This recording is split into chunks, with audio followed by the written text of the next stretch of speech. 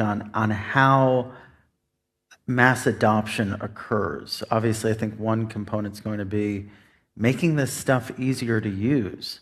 Yeah. I think the fact that Iggy Azalea followed me on Twitter this morning is a good sign for mass adoption. But what else is it going to take? Well, user experience is super, super critical. You can't, if you have to understand the technology in order to get it to work, there was a time when you had to understand cars to drive a car. You had to understand copying machines to have a copying machine. We have to turn that corner. But I think the other thing is that we need products that meet needs that real people actually have. One of the things that I mentioned in my talk is, like, for most of us, we're very well connected to the financial system, and getting money into and out of a blockchain is not difficult for us. But if you're someone who, doesn't have a whole bunch of money that you can just, send off and not be able to get to for a while, on-ramps and off-ramps are critical, interoperability, like all of those things. But really what it comes down to is just the user experience has to be great, and it has to solve a problem people actually have. It can't just be interesting. It's like, oh, it's really cool that it can do this thing, right? It has to solve a problem people actually have. One of the things David also talked about on stage earlier today is he had been around in the earliest days of the internet, kind of the internet 1.0. I'm a lot younger than him, but I also was around. Why is that funny? I don't know. I thought Wow, Frank, shots fired. I was around those days as well, and I think one of the things that really catalyzed the growth of kind of the internet 1.0 was usability. Yeah. Mosaic came out as a first browser that evolved into Netscape. That trying to use some of these technologies that predated the browser as we know it. I mean, people can't even think about the internet before a browser. But those things didn't exist until I think 92, 93.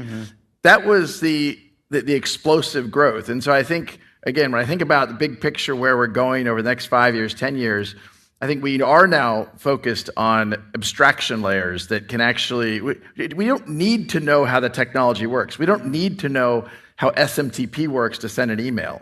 Why do we need to know how to do things with core layer 1 technologies in order to take advantage of them? Or bridging and the... Welcome to the Crypto Teacher. And I come back with that video just to make you think. Don't forget to like and subscribe to the channel. And make sure you join the Patrons. If you're not a part of the Patrons, make sure you're hitting the Cash App. And we have Brad Garlinghouse and David Schwartz speaking about making this technology seamless. And I talk about it all the time. The user experience. They don't want you understanding the technology. They just want you to use it. Guys, that's the main reason why they took manufacturing out the United States. Yes, cost was one of them, but the main one, if you're actually manufacturing something, if you're making iPhones in that country, you're going to understand how iPhones work. And then what you're going to do, you're going to create one. If you understand how shoes are made, you're going to create one. Guys, it's very simple. If someone is teaching you hands-on experience, now you can take that knowledge and create your own business. We see all the knockoffs overseas. When we look at America, we manufacture very little. And when it comes to this fourth industrial revolution, we have to re-educate the youth and turn them into creators. The YouTube don't use that word for any reason. Social media doesn't use creator for a reason. Guys, you have to create. Use that imagination to solve a problem, and you're going to win every time.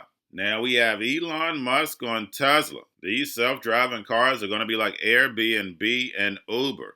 You'll be able to rent your car out, make money when you're not using it. And remember, guys, we're moving over to a shared economy. I've done several videos on that. I'll be bringing you more. But the same thing is going to go for internet service. And then, guys, we have RFK Jr. speaking about Operation Paperclip. And it's funny that he left out one word when it came to these scientists. And we know what that one word was. But a lot of these scientists were bought inside the United States and then also sent over to South America. And the ones who were bought inside the United States work for NASA. And guys, that is a rabbit hole. When you go down it, you're not coming back up. And remember, NASA means deceive. And in the times that we're in right now, there is a lot of deception. And that's the reason why I created this channel. That's the reason why I write my books. So then, therefore, you don't fall for the devil's tricks.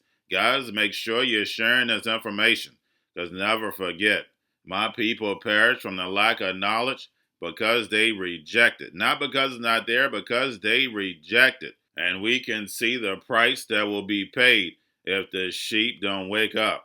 And remember, the crypto teacher told you, because he knows when it comes to the NWO, it's all planned out. You have a wonderful day. Sometimes people wonder, well, how do you go from this big fleet to actually monetizing the fleet in an autonomous situation? And it's actually a combination of it's like Airbnb and Uber to some degree. So there'll be some cars that Tesla owns itself, it's kind of like an Uber fashion. But then for the fleet that is owned by our customers, it will be like an Airbnb thing. You can add or subtract your car to the fleet whenever you want. So you can say, I'm going away for a week. At just one tap on your Tesla app, your car gets added to the fleet, and it just makes money for you while you're gone. Yeah.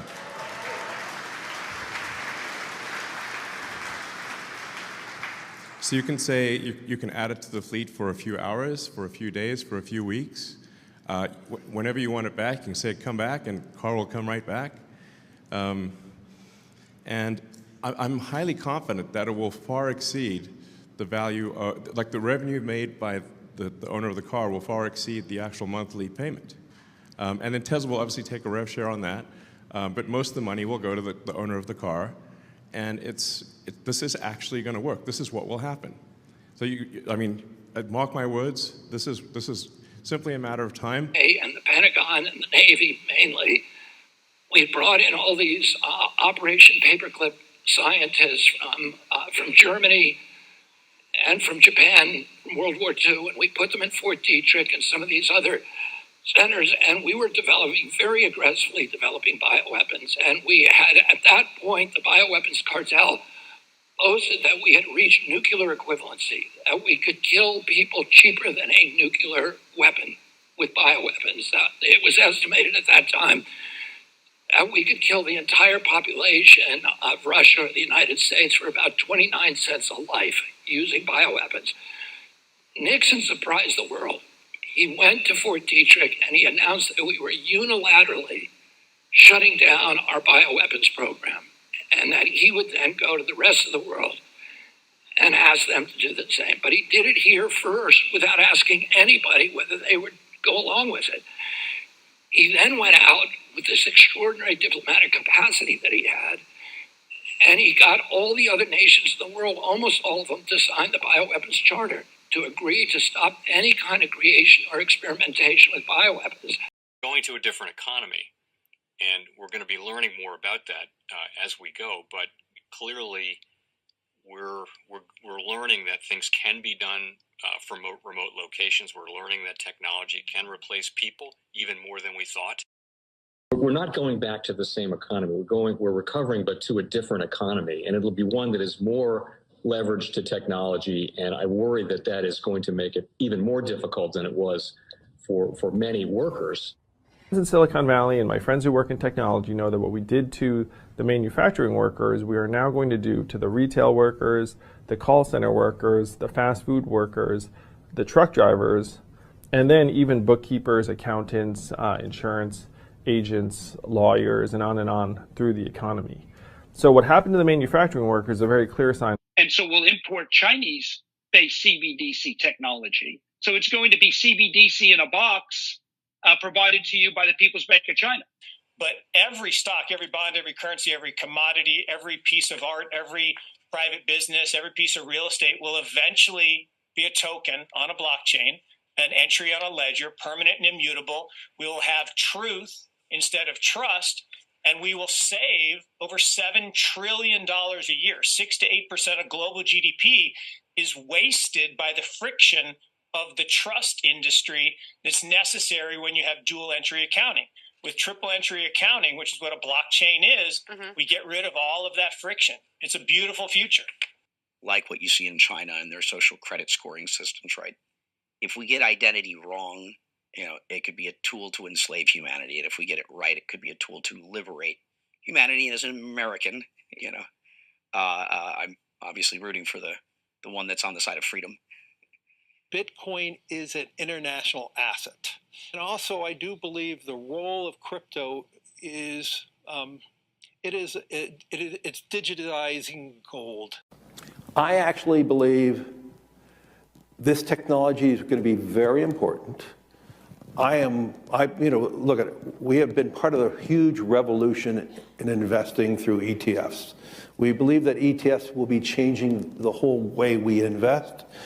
Many people still use it as a means, people are investing it for indexing. No, the majority of people who are putting money in in ETFs are active investors that are buying exposure. The entire bond market is being transformed as we talk right now.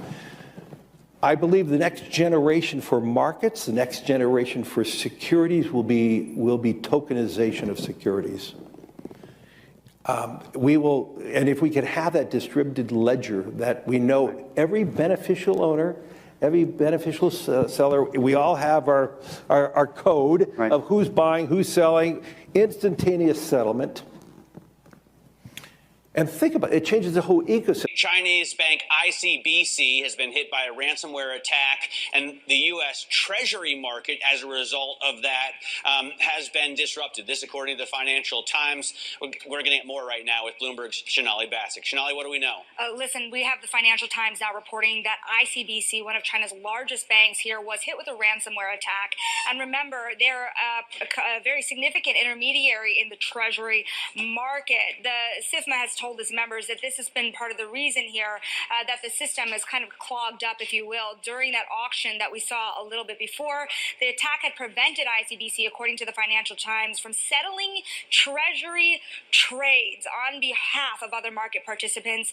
A large executive at a major bank also telling the paper that such a large party on the fixed income clearing corp creates major concerns, potentially impacting the liquidity of Treasury markets. Now, it was not just a poor auction. It was absolutely lousy, and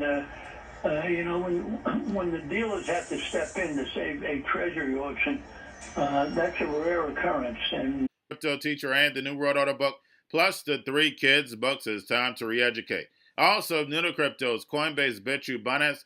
Do not forget book links and crypto links are in the description. The stock channel, guys. Don't forget to go like, subscribe, spread everywhere.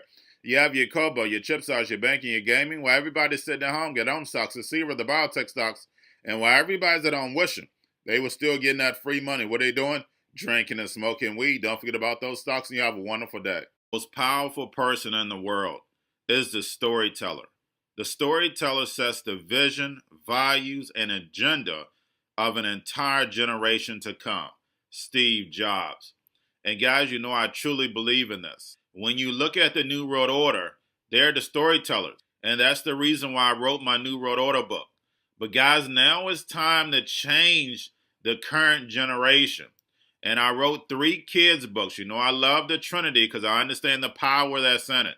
So I have 3 books. We have an opportunity to change the generation, to educate, not just me, but I want to show you that I take action on a daily basis.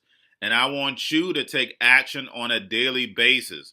Whether it's your job, whether it's in your community, we have an opportunity right now to educate the masses. I posted this on my Twitter account. Please share, but this is a short clip of the 3 books. There's going to be a clothing line and action figures. Please get these books for your kids, nephews, cousins, friends, so therefore we can start the re-education now. Because as we see, the 4th Industrial Revolution foundation is definitely here. Robots, algorithms, drones, taking humanity out the picture. We have to re-educate. But let's get into the video. Part 1. King Joshua and Grandma Tam save the village. Part 2. King Joshua and Grandma Tam save New York from COVID Stories 3. Part 3. King Joshua and Grandma Tam goes to China. It's mandatory to get part 1, part 2, and part 3 of this series. It's time to re-educate Generation Z.